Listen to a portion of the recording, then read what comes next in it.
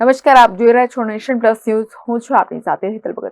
Ecozone તેમજ સ્થાનિક રોજગારી મુદ્દે ઇકોઝોનની લડતના પ્રણેતા પ્રવીણ રામે વડાપ્રધાન પાસે મીટિંગ માટે 10 મિનિટનો સમય માંગ્યો છે.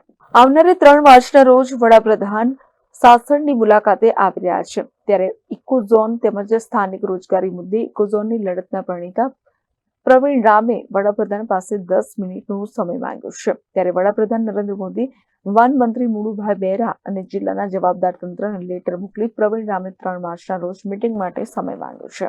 ઇકોઝોનના કારણે થતી સ્થાનિક રોજગારીને ભયંકર નુકસાનીનો વર્ષોથી વન વિભાગ દ્વારા થતી કનડગત તેમજ જેમણે અત્યાર સુધી ગીર અને સિંહને બચાવ્યું છે એવા ખેડૂતોને ઇકોઝોનથી થતી નુકસાનીઓ બાબતે વડાપ્રધાન સાથે ચર્ચા કરવા માટે પ્રવીણ રામે સમય માંગ્યો. વધુમાં લેટરમાં આપ નેતા પ્રવીણ રામે ઉલ્લેખ કરતા જણાવ્યું છે કે જો વડાપ્રધાન વાસ્તવિક મુદ્દાઓ માટે ચર્ચા કરવા માટે સમય આપે તો અમે પણ ગીર અને સિંહને બચાવવા માંગીએ છીએ. તો ગીર અને સિંહ પણ બચે અને ખેડૂતોને પણ નુકસાની ન થાય એવા રસ્તાઓ બાબતે અમે વડાપ્રધાન સાથે ખુલ્લા મને ચર્ચા કરી શકીએ.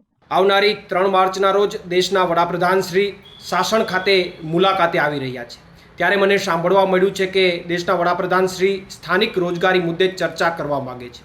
હકીકતમાં જો વડાપ્રધાન શ્રી સ્થાનિક રોજગારી મુદ્દે ચર્ચા કરવા માટે ઉત્સુક હોય તો ઇકોઝોનના કારણે થતી સ્થાનિક રોજગારીને મોટા પાયે નુકસાનીઓ તેમજ જેણે અત્યાર સુધી સિંહ અને ગીરને બચાવ્યા છે એવા ખેડૂતોને ઇકોઝોનના કારણે થતી નુકસાનીઓ તેમજ વર્ષોથી વન વિભાગ દ્વારા થતી સ્થાનિક જે લોકો છે એમને જે કનડગત થઈ રહી છે આ તમામ મુદ્દાઓ બાબતે હું વડાપ્રધાનશ્રી સાથે નિખાલસ ભાવે ચર્ચા કરવા માગું છું અને એટલા માટે મેં વડાપ્રધાનશ્રી પાસે મિટિંગ માટે 10 મિનિટનો સમય માંગ્યો છે.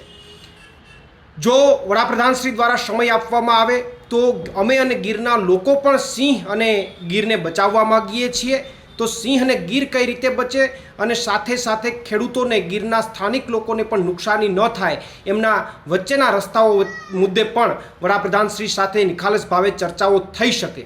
પરંતુ દુઃખની બાબત એ છે કે જ્યારથી હું સમજવા લાગ્યો ત્યારથી અત્યાર સુધી લોકમુખે મેં એક જ વાત સમજી છે, જાણી છે અને મેં પોતે ફીલ કરી છે કે જે વિરોધ કરવાવાળા લોકો હોય એમની સરકારો ક્યારેય ટેબલ ઉપર બેસાડીને એમને સાંભળતા નથી. એમની શું વેદના છે, શું વ્યથા છે ક્યારેય સાંભળતા નથી. માત્ર એમને એમના દુશ્મન ગણે છે.